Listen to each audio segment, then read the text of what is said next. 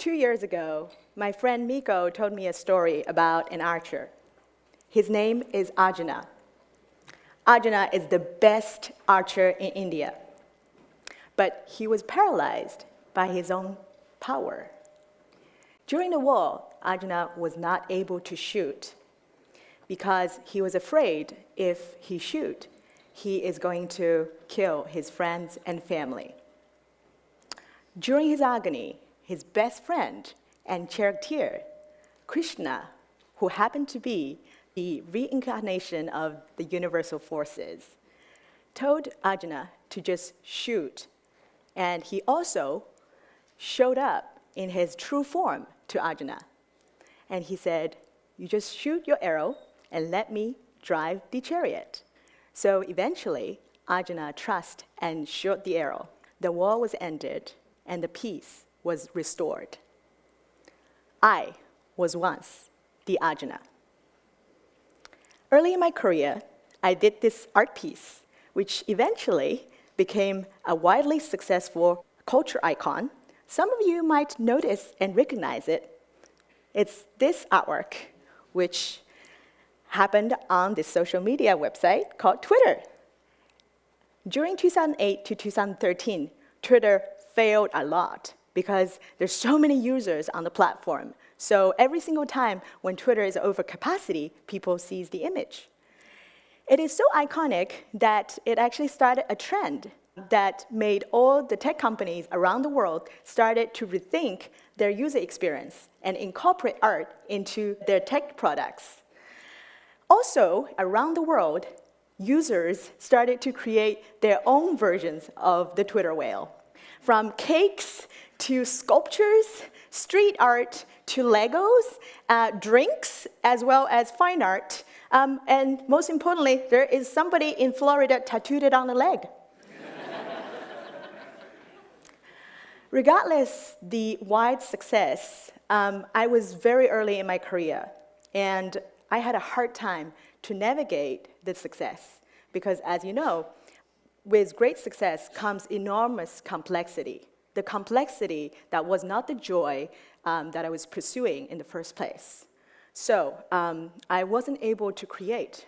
I was really having a hard time to see if there's any way that I can create anything to top that success.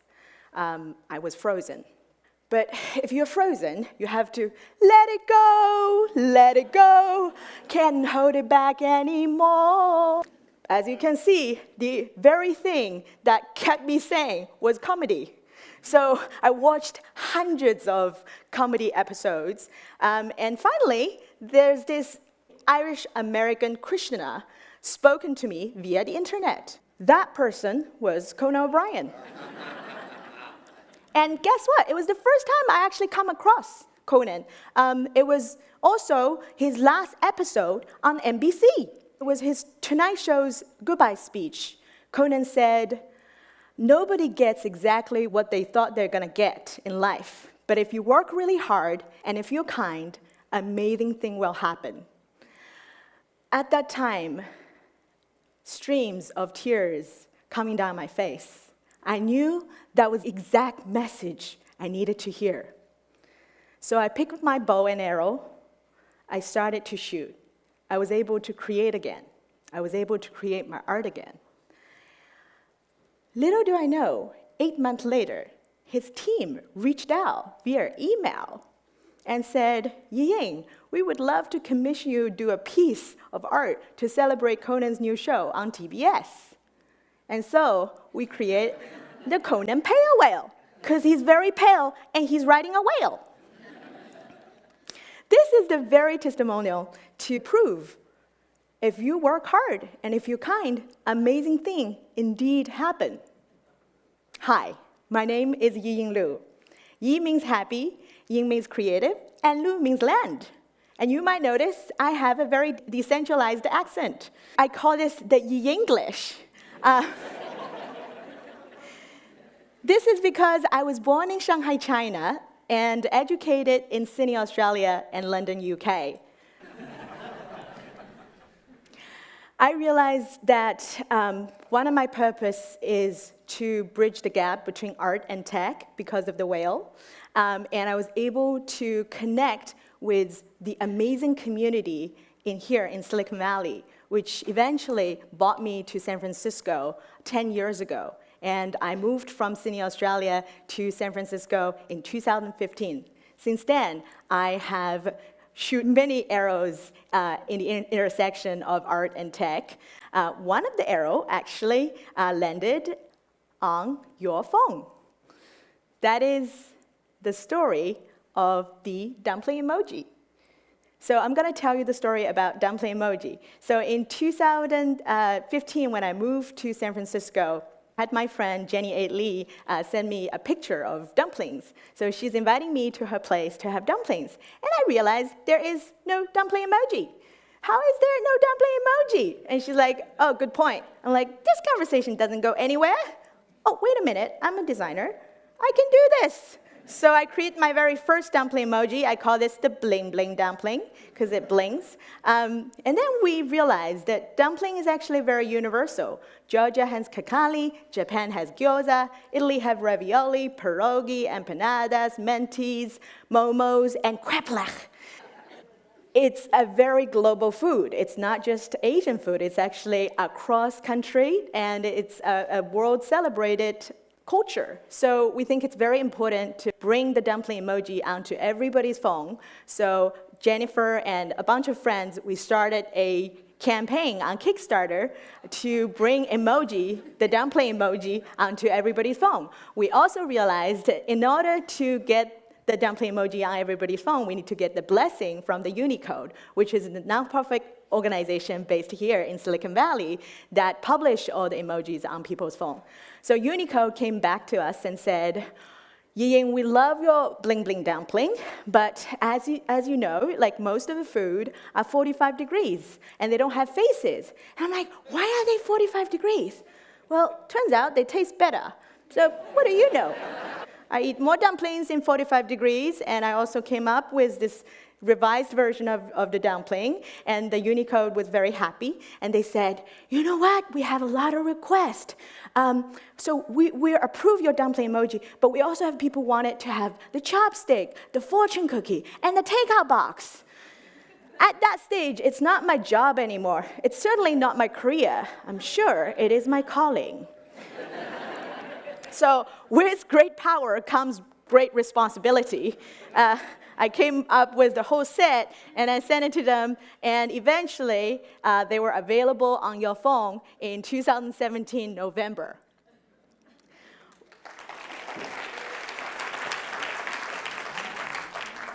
You're welcome.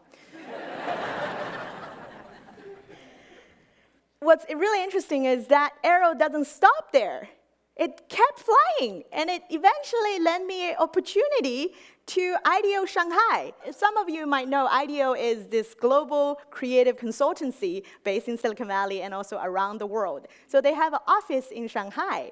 So IDEO Shanghai reached out and said, hey, we would love to invite you to come to Shanghai, China to be our first creative collaborator because we believe that you can come and do a creative jam with our people. We want you to bring creativity in a workspace. This is actually a very, very new concept. So what I realized is that I'm no longer creating my art on my own in my studio. I'm actually getting a chance to bring more archers or to activate more archers in the field. I get the chance to collaborate and co-create with people in creative space, and that's amazing. So I went to China in Shanghai, which is my hometown, and I met people from around the world. This is actually a colleague from Munich, and she taught me about Multition. So what's really interesting is through this opportunity, people started to affect my creative process and vice versa. So one of the colleagues asked me, what's the deal with wonton, the soup dumpling? It is very, very popular in China and also around the world. And I said to myself, I never thought about it.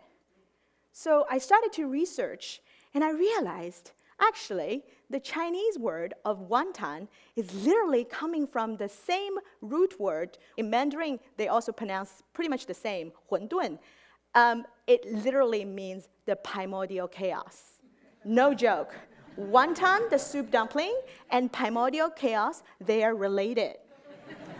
And if you don't get it yet, here's the evidence.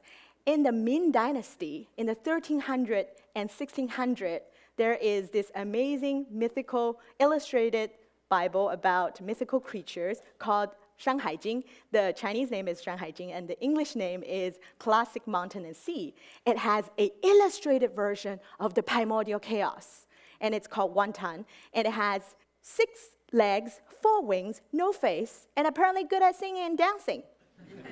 So if you think about it, it's kind of true, because every single dumpling has its own mystery. You don't know what's inside until you take a bite. It's almost like a Schrödinger's cat.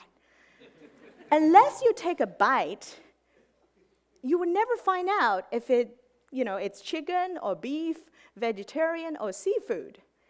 So every single time when you eat a dumpling, metaphorically, you're opening up a new universe in your mouth. And that's a very important message to the humanity, because dumpling is almost like a big bang in your mouth. And if you think about the word universe, the root word uni means one verse. And dumpling is this oneness that really bring all people and all culture together. So that, I need to visualize that message. So I created my dumpling verse. And I'm wearing it right now. I showed the dumpling verse to the team, and they thought it has a lot of possibilities. And I started to create different activities of the dumpling verse. And people are very excited. And this is also the chance that I started to realize, actually, we can co-create this together. So I invite the whole team, not only the designers, but also the directors, the lawyers, the accountants. Everybody get the chance to actually contribute their ideas of what they want to see the dumpling is doing. And it's really amazing to see the endless creativities coming from people. And all people have their own creativity, and it's amazing to actually see that on paper and actualize them into animated form. So I took some of the good suggestions and I animate them into stickers that people can use on social media and also digital platforms. I also made them into prints so that the team can take it and put it in their workspace or at home so that they can remember that experience. Thank you. And also through that experience, I realized I never thought that I would get these amazing experiences when I started creating the dumpling emoji. So often, when you shoot your arrow, have not attachment, just really do the work that make your heart sing. Eventually, your arrow is going to land it to miraculous places that you would never imagine. The next few arrows that I've been shooting recently, I wanted to draw all the cities around the world that I have lived or living in right now. This is San Francisco. This is Sydney. This is London. What's really interesting is initially I was just drawing these landscapes because I want to express my love and gratitude towards the city. But what's really fascinating is a friend of mine noticed that, did you intentionally put bridges in all your artwork? I probably have subconsciously doing that. I didn't actually do it consciously. But then I realized that I'm no longer Arjuna. I'm actually the bridge.